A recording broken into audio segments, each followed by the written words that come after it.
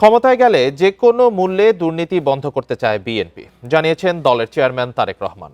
দুপুরে চট্টগ্রামে নগরীর পলো গ্রাউন্ডে নির্বাচনী সমাবেশে তিনি জানান, দায়িত্ব পেলে স্বাস্থ্যসেবা প্রত্যন্ত গ্রামে পৌঁছে দিতে 1,00,000 হেলথ কেয়ারার নিয়োগ দেয়া হবে। চট্টগ্রামের নির্বাচনী সমাবেশে তারেক রহমান বলেন, বিএনপি ক্ষমতায় এলে চট্টগ্রামকে বাণিজ্যিক রাজধানী হিসেবে গড়ে তোলা হবে। মানুষ পরিবর্তন চায় উল্লেখ করে তারেক রহমান বলেন, দোষারোপের রাজনীতি থেকে বেরিয়ে আসতে না পারলে দেশের উন্নয়ন হবে না।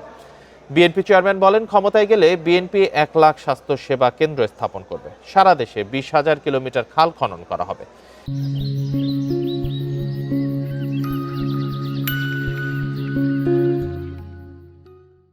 তিনি বলেন, গত 16 বছর দেশে বাক স্বাধীনতা ছিল না। দেশের মানুষ পরিবর্তন চেয়েছে। সেই পরিবর্তন আসতে হবে শিক্ষা, চিকিৎসা সুবিধা আর রাজনৈতিক অধিকার প্রয়োগে।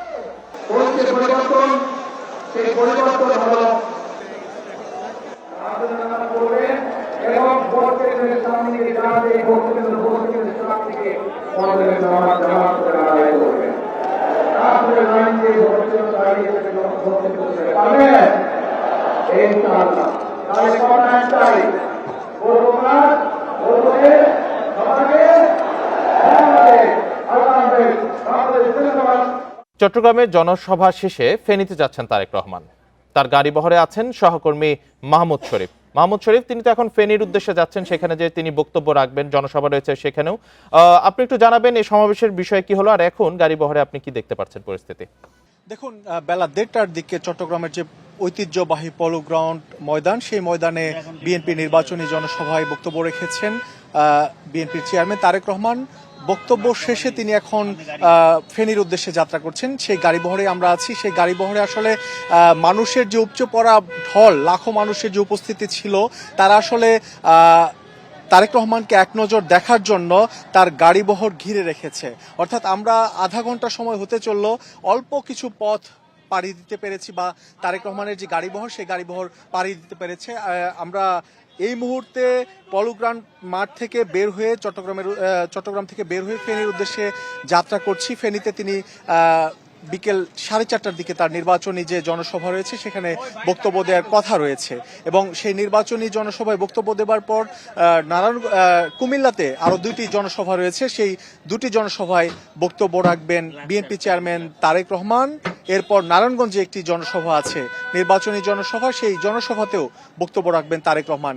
আমরা একটু দেখাতে চাই যে বিএনপি চেয়ারম্যান তারেক রহমানের যে গাড়িবহর, সেই গাড়িবহর ঘিরে নেতাকর্মীদের যে ঢল, এটি এখন পর্যন্ত উপচে পড়া ঢল আমরা লক্ষ্য করতে পারছি। গাড়ি একেবারে যানজটে আটকে গেছে, একেবারে মানুষের যে ঢল, এই ঢলে গাড়ির সামনের দিকে যেতে পারছে না। আমরা এরকম চিত্র কিন্তু তারেক রহমান যেদিন দেশে ফিরেছিলেন সেদিনই আমরা দেখেছিলাম। মানুষের যে উচ্ছ্বাস, উদ্দীপনা তারেক রহমানকে ঘিরে, সেই একই চিত্র আমরা আজকেও এই চট্টগ্রামে দেখতে পাচ্ছি।